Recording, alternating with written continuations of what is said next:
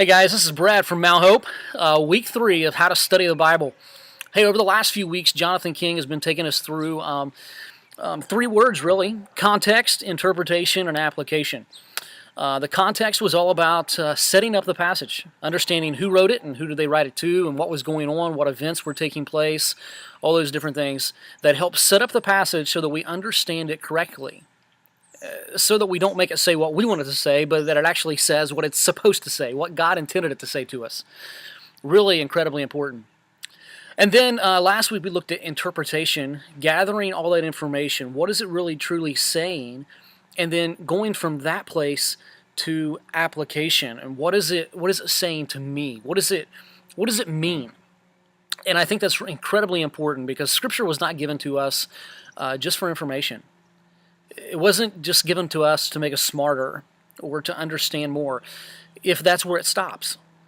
You know, Scripture was given to us to change us, to make us more like Christ, and I hope that's how and why you read the Scripture as well, is so that you can begin to follow Christ a little closer each and every day.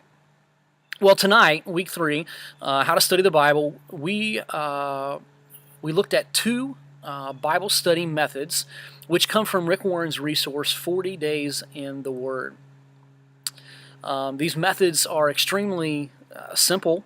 The first one is the pronounce it method, and it's really what it says.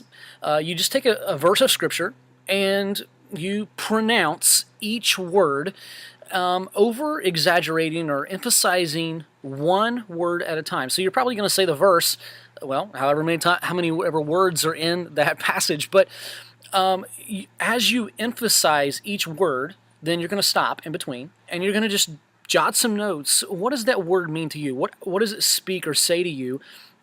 And you'll jot some notes down. Well, after you go through the entire verse, after you've read it over and over and over again, emphasizing each word, I really believe that you're going to gather a really clear understanding of what it's really trying to say.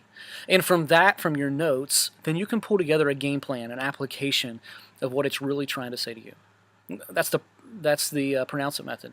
The second method is the picture it method, which goes with all kinds of story forms, like the parables or Jesus's teaching about certain things. Anything that's in story form, the picture it method works really well. Take for instance the 4 men that lower this dude down through the roof to get to Jesus, right?